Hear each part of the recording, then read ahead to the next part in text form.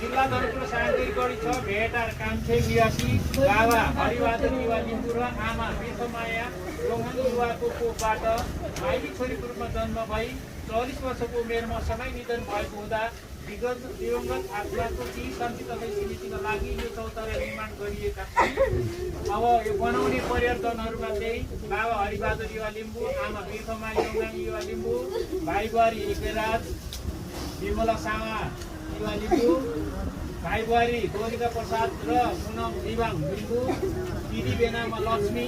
Plus Yuvraj Rai, बहिनी जयमा रुपमाया र सुमन राणा नगर, भदा भदैनीमा एन्जल तुम्याङ हाङमा, छोरा छोरीमा युगल एलिना युमा र सपरिया। 14 गते यो निर्माण भएको छ, आज 15 गते हो हस्तान्तरण भएको छ।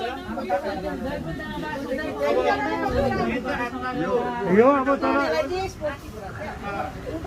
शोकाकुल परिवारमा धैर्य धारण गर्ने प्रदान गरौँ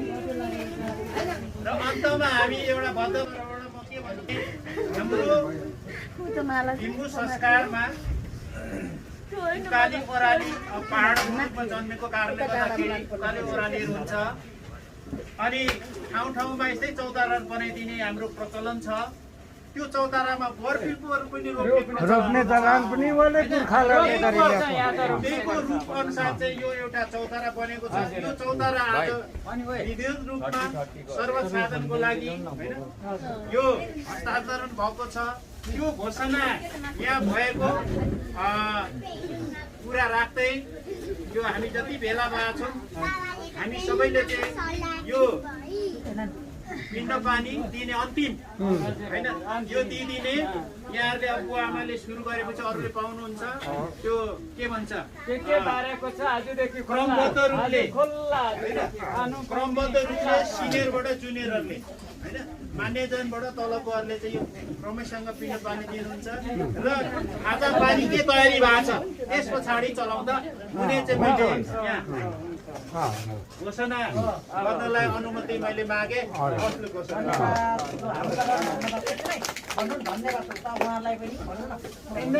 उहाँले जति यसरी भनिदिनु भएको छ उहाँलाई पनि मुरीपुरी धन्यवाद हाम्रो तर्फबाट यसरी एक शब्द बोलेर भन्नुभयो यो हातले नि अब सिनियरको हिसाबबाट चाहिँ भन्नुभयो यता फर्केर नि